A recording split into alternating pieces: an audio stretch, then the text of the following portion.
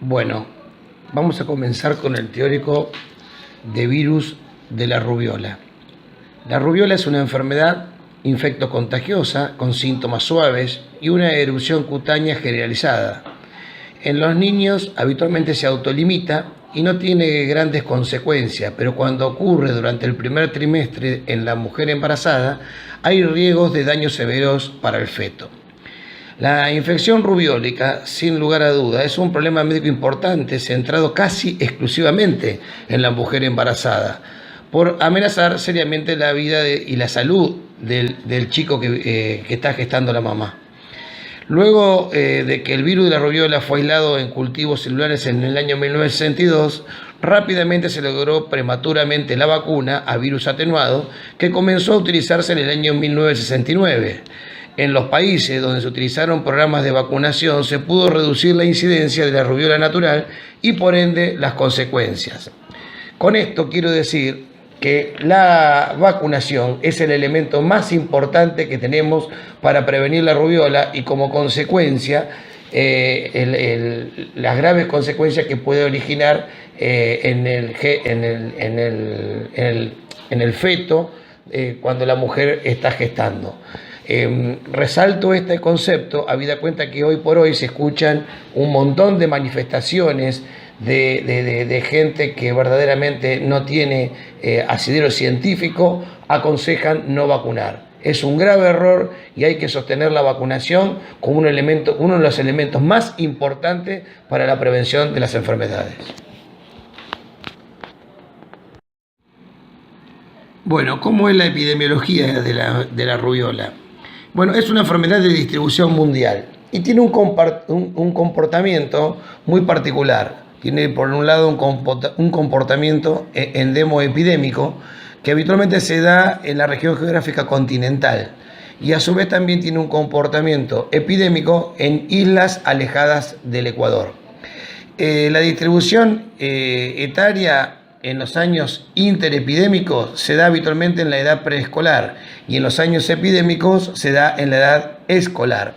Queremos destacar que el 20% de la población mundial adulta promedio no padeció la enfermedad. Por eso es importante, es muy importante, siempre a la mujer cuando va a quedar embarazada o cuando queda embarazada, siempre hacerle los análisis respectivos para ver si tiene anticuerpos contra la rubiola. Si los tiene por vacunación o porque padeció la enfermedad de chico, que tiene inmunoglobulina G, es una tranquilidad para el médico.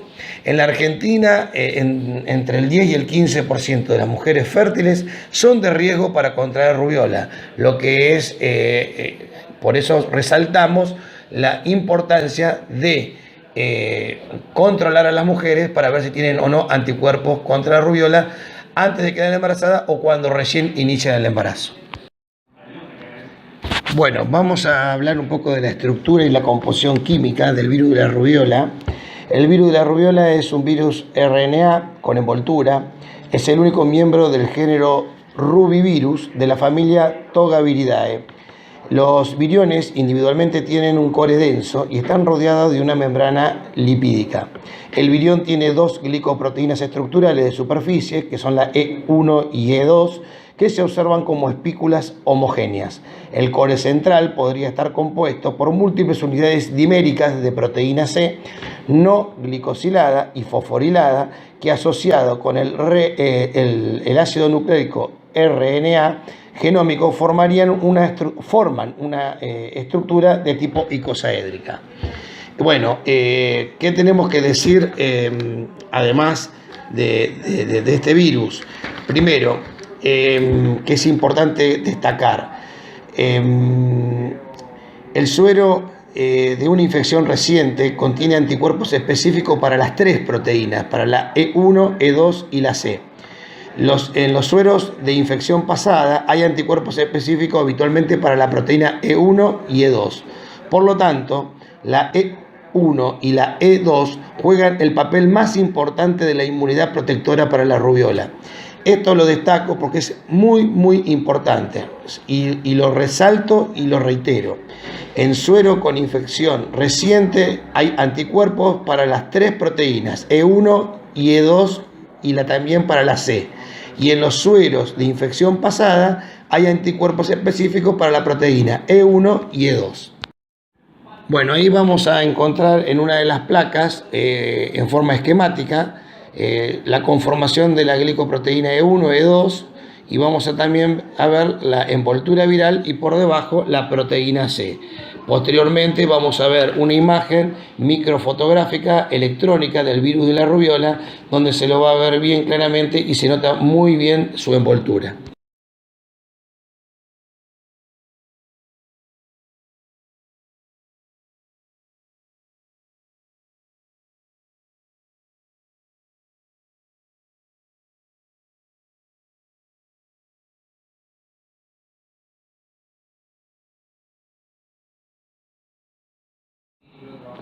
Bueno, vamos a hablar un poquito del ciclo biológico celular. El virus de la rubiola tiene un ácido nucleico de tipo RNA lineal de simple cadena de polaridad positiva.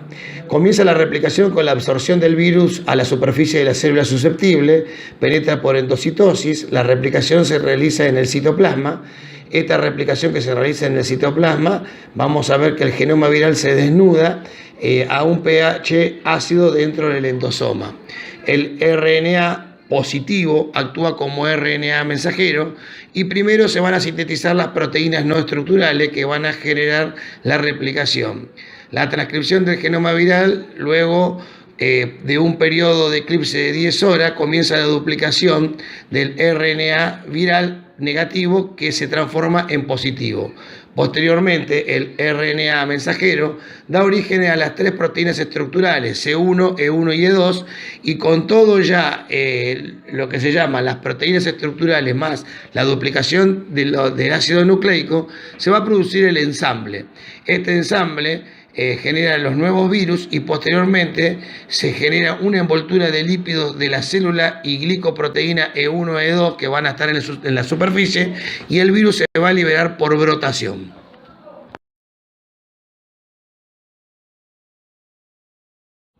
Bien, vamos a hablar un poquito de la patogenia, cómo es la infección en el hombre. Primero, el virus de la rubiola infecta la mucosa del tracto respiratorio alto. Primero hay una primera multiplicación en el epitelio respiratorio y una diseminación a los ganglios linfáticos locales. A partir de ahí se produce la viremia y la diseminación a través del tracto respiratorio.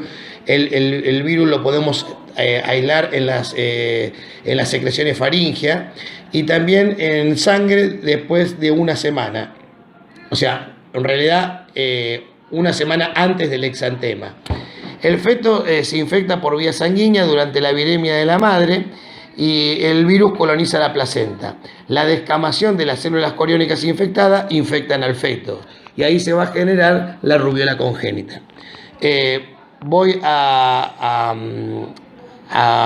realizar un repaso general de esto diciendo que el virus ingresa por vía respiratoria, hace lo que se llama una primera multiplicación en el epitelio respiratorio y en los ganglios linfáticos locales, y posteriormente se produce una diseminación a sangre y de ahí es que se coloniza la placenta y posteriormente al feto.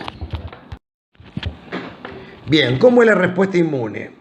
Nosotros tenemos que saber que la respuesta en infección postnatal vamos a encontrar en las personas que han sido infectadas por el virus de la rubiola inmunoglobulina de tipo IgG, IgA e IgM detectada por pruebas como inhibición de la hematoaglutinación y ELISA. La IgG comienza después de la viremia y alcanza su concentración máxima 15 a 20 días posterior a la erupción. La IgG nos da anticuerpos protectores de por vida. La IgM es una inmunoglobulina específica que indica infección primaria. En la infección congénita hay habitualmente IgM en sangre del cordón, que es un marcador primario. ¿Qué significa esto? Que cuando nosotros sospechamos de que el recién nacido puede estar con una rubiola congénita, le sacamos sangre del cordón. Si tiene IgM, decimos que el chico ha sido afectado por la rubiola. La IgM en infección congénita puede detectarse hasta un año, hasta el año de vida. Tenemos que decir y destacar que la IgG que puede tener una persona, al médico le da mucha tranquilidad. Muchas veces las mamás, cuando están embarazadas y uno les manda a hacer el dosaje de inmunoglobulina G y les da positivo, vienen asustadas, pero nosotros lo que viene a ser la intranquilidad de la madre es la tranquilidad del médico, porque sabemos que esa mamá con inmunoglobulina G, por haber padecido la enfermedad durante la infancia o haber sido vacunada, no va a tener ningún tipo de riesgo durante todo el embarazo. Por lo tanto, el niño no va a tener ningún tipo de riesgo. Bien, ¿cómo es la clínica de la rubiola? Vamos a hacer una descripción ligera porque, bueno, esto lo van a volver a ver en infectología. La rubiola postnatal, o sea, lo que viene a ser habitualmente la rubiola que padecen los chicos, cursa con erupción, una erupción de tipo máculo-papilar que empieza en la cara y se disemina en forma centrípeta hacia el cuerpo. La rubiola se caracteriza por tener linfoadenopatía, postauriculares, suboccipitales, laterocervicales. Son dolorosas en el adulto y en los niños no tanto. Puede evolucionar con escasa fiebre y manifestaciones respiratorias altas. También el paciente puede tener artralgia y artritis de rodilla y también en tobillos. Ahora bien, en la rubiola congénita, el que sufre las graves consecuencias es el feto y, bueno, por lo tanto el recién nacido va a tener grandes inconvenientes. Por ejemplo, la mamá puede tener también durante el embarazo un aborto espontáneo. Puede haber un recién nacido normal que sigue normal o tiene defectos tardíos en la niñez. Puede haber una enfermedad congénita con malformaciones congénitas, pues el chico puede tener cataratas, microoftalmía, reticulopatía pigmentaria, opacidad corneana, glaucoma, hipoplasia del iris.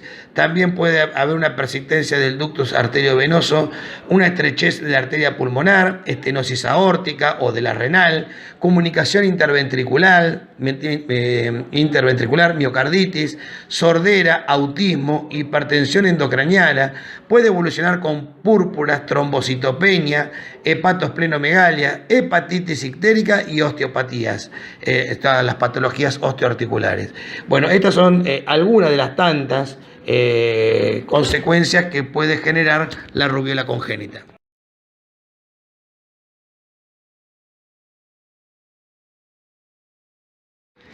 En la siguiente placa vamos a ver algunas fotos donde mostramos algo de la clínica y también vamos a ver un cuadro donde podemos observar días antes de la erupción cómo es el comportamiento del virus en sangre y posteriormente a la erupción cómo van apareciendo las inmunoglobulinas, primero la IgM y posteriormente la IgG que le va a dar inmunidad de por vida al paciente.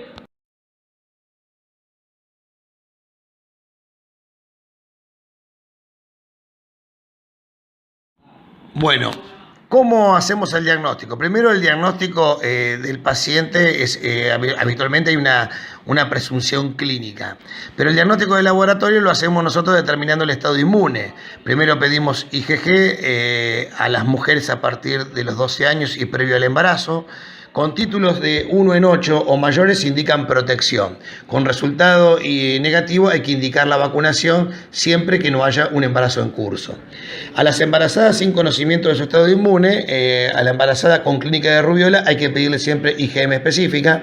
A las embarazadas con contactos con pacientes con rubiola, si está inmunizada no se le hace nada, no se le debe hacer nada. Si concurre después de 7 días de contacto debe hacerse la IgM específica.